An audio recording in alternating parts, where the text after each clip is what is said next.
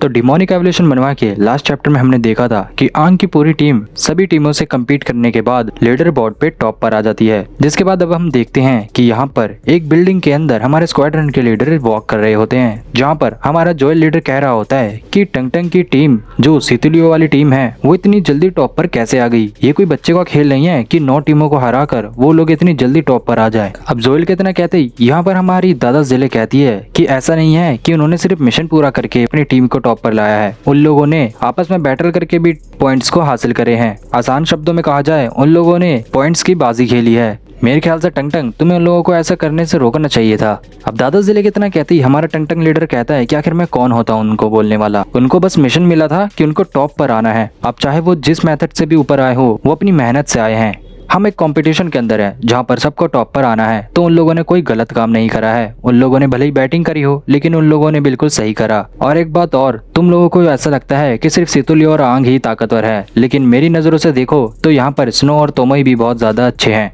अब टंग टंग की बातें सुनकर भी जोएल यहाँ पर स्माइल करता है और कहता है ये एकदम बिल्कुल ठीक कह रहा है। इतने सालों के बाद कुछ ऐसा नया हुआ है कि कोई नई टीम इन पुराने टीम्स को टक्कर दे रही है और पहली बार फाइनल बैटल में परफॉर्म करने वाली है। अब दोस्तों जोएल कितना कहते हैं यहाँ पर टंग टंग एक जगह पर आके पहुंचता है और वहाँ पर वो दरवाजा खोलता है। जिसके बाद हम एक अरेना का सीन देखते हैं जहाँ पर कुछ वॉरियर्स बैठे होते हैं और ये वो अदर्स 2 टीम्स होती हैं जिनका मुकाबला अब आंग की टीम्स के साथ होने वाला है।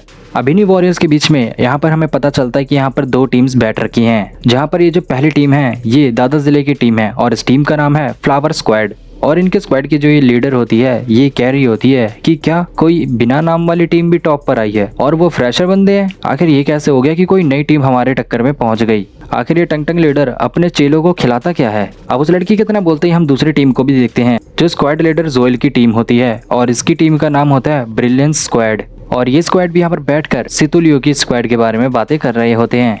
अब सीन चेंज होता है और हम यहाँ पर अपनी टीम को देखते हैं जहाँ पर हमारी तोमोई एक्सरसाइज कर रही होती है और दूसरी तरफ स्नो भी तैयार होता है और वो कह रहा होता है कि वो दोनों टीम बहुत ज्यादा ताकतवर है और तो और वो टीम पूरे हेलियस सिटी में बहुत ज्यादा फेमस भी है। मैंने तो ये भी सुना है जो ब्रिलियंस टीम का कैप्टन है वो हमारे स्क्वाड लीडर टंग टंग की जगह लेने वाला है। स्नो की बातें सुनकर अब यहाँ पर हमारा आंग स्माइल करता है और कहता है अच्छा अगर ऐसी बात है तो मेरे ख्याल से वो लोग भी ताकतवर होंगे और इसका मतलब अब हमारा ये जो फाइनल कॉम्पिटिशन है ये बहुत ज्यादा ही चैलेंजिंग होने वाला है। आंग कितना बोलते ही अब यहाँ पर दादा जिले आती है और वो अपने टीम को आवाज लगाती है। जिसके बाद वहाँ पर उसकी फ्लावर टीम उसके पास आ जाती है और वो दादा जिले को देखकर बहुत ज्यादा खुश होते हैं और कह रहे होते हैं कि आपने हमें पिछली बार बहुत अच्छा रिवॉर्ड दिया था, इस बार अगर हम फर्स्ट प्लेस पे आएंगे तो आप इस बार हमें बहुत अच्छे अच्छे कपड़े खरीद कर दीजिएगा। अब इस लड़की की बातें सुनकर यहाँ पर हमारी ब्रिलियंस टीम आगे आती है और उसका जो ये कैप्टन होता है वो कहता है कि क्या तुम लोगों को फर्स्ट प्लेस पे आने के बाद सिर्फ कपड़े चाहिए और तुम सिर्फ बी रैंक सिटी में कपड़े खरीदने ही जाओगे, वाह क्या लूजर बंदे हो तुम। अब यहाँ पर ये लड़की चिढ़ जाती है और वो उस बंदे को कहती है कि तुम्हें क्या पता कि हम लड़कियों के लिए कपड़े कितने ज्यादा मायने रखते हैं, हमारे लिए यही बहुत बड़ा रिवॉर्ड है। अब यहाँ पर ये दोनों बातें कर रहे होते हैं कि हम देखते हैं कि यहाँ पर जोएल लीडर और टंग टंग लीडर एंट्री मारते हैं, जहाँ पर टंग टंग लीडर अपनी टीम को देखता है और वो उन लोगों को अपनी तरफ बुलाता है। जहाँ पर हम देखते हैं कि अब तीनों स्क्वाड लीडर और तीनों टीम इकट्ठी हो जाती है और यहाँ पर उनको अब इंस्ट्रक्शन दिए जाते हैं और टंग टंग लीडर उनको बताता है कि तुम्हारा जो फाइनल कंपटीशन होगा वो 2 राउंड में होगा। पहला तुम्हारा टीम कंपटीशन होगा और उसके बाद तुम्हारा सोलो बैटल होगा और जो टीम उन दोनों को जीतेगी उसको बहुत अच्छा रिवॉर्ड मिलेगा। टंग टंग के बाद दादा जिले भी कहती है कि एकदम सही कह रहे हो, जो टीम यहाँ पर अभी जीतेगी उनको हम ऐसा रिवॉर्ड देंगे जिसे देखकर तुम बहुत ज्यादा खुश हो जाओगे। और दोस्तों यहाँ पर अब हमें पता चलता है कि जो टीम यहाँ पर अब जीतेगी उनको बी रैंक सिटी में 1 हफ्ते के लिए रहने के लिए जगह मिलेगी, जिसे सुनकर ये लोग बहुत ज्यादा खुश हो जाते हैं और खुशी में चिल्लाने लगते हैं। क्योंकि यहाँ पर मैं आप लोगों को बता दूं बी रैंक सिटी वो सिटी होती है जो सी रैंक सिटी से ज्यादा अच्छी होती है और वहाँ पर फैसिलिटी भी बहुत ज्यादा अच्छी होती है और इसी तरह से ए रैंक की भी सिटी होती है जो उससे भी ज्यादा अच्छी होती है, इसलिए ये लोग बहुत ज्यादा खुश हैं। लीडर्स की बात सुनकर यहाँ पर स्नो तोमोई से पूछता है अगर हम बी रैंक सिटी में गए तो हम वहाँ क्या करेंगे। तो यहाँ पर तोमोई कहती है कि मैं वहाँ जाकर एक अच्छा और नया कैमरा खरीदूंगी। अब दोस्तों हम यहाँ पर देखते हैं कि सारे टीम के जो मेंबर होते हैं वो कानाफूसी करने लगते हैं और वो सब यही सोचते कि सिटी में बी रैंक सिटी में जाकर हम ये सब खरीदेंगे। इन सब के बीच में हमारा आंग सोच में डूबा होता है और वो बस यही सोच रहा होता है कि मेरे को तो समझ नहीं आ रहा कि यहाँ पर हो क्या रहा है, आखिर ये पूरी सिटी को रैंक में क्यों बांट रखा है। पहले जब मैं जिंदा था तब तो ऐसा नहीं हुआ करता था, सिर्फ एक ही सिटी हुआ करती थी। इन लोगों ने एक सेंचुरी के अंदर ही सिटी के टुकड़े कर दिए हैं और सिटी को उनके रैंक के हिसाब से बांट दिया है। अब दोस्तों यहाँ पर आंग को भी सब कुछ समझ आ जाता है और वो बताता है कि सी रैंक जो सिटी होती है उसके अंदर सिर्फ 1 और 2 फिन कोर के ही वॉरियर्स होते हैं और जो बी रैंक की सिटी होती है उसके अंदर 3, 4 एंड 5 कोर के स्ट्रॉन्गेस्ट वॉरियर होते हैं और जो ए रैंक की सिटी होती है उसके अंदर 6 एंड 7 कोर के वॉरियर्स रहते हैं और जो सबसे हाईएस्ट रैंक की सिटी है वो है एस रैंक सिटी और उस सिटी का नाम है द ब्रेकिंग डाउन सिटी और इसके अंदर 8 फिन कोर के स्ट्रॉन्ग वॉरियर्स रहते हैं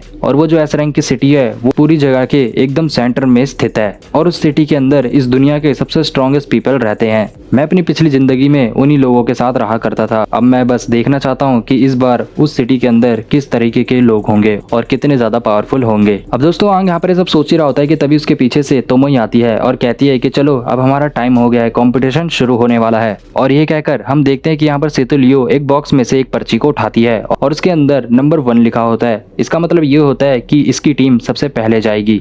जिसके बाद राउंड 1 कंडक्ट हो जाता है और ये जो राउंड 1 बैटल होगा ये ब्रिलियंस स्क्वाड और टीम आंग की स्क्वाड के बीच में होगा।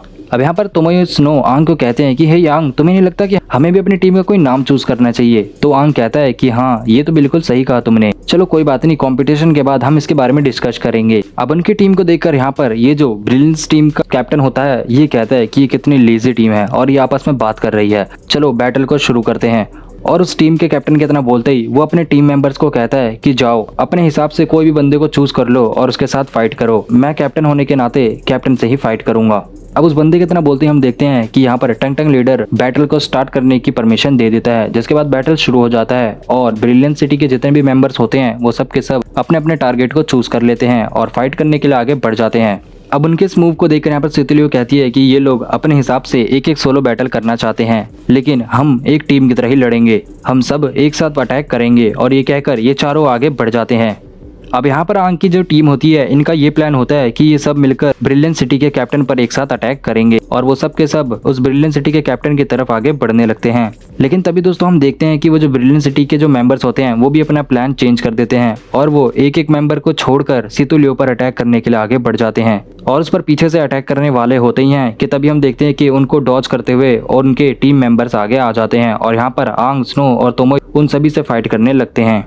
और इधर हमारे सेतु लियो उस कैप्टन से फाइट करने के लिए आगे बढ़ जाती है, जहाँ पर वो बंदा कहता है कि क्या तुम्हें सच में लगता है कि तुम मुझे हरा दोगी, चलो शुरू करते हैं। और ये कहते ही हमारा 24 चैप्टर यहाँ पर एंड हो जाता है।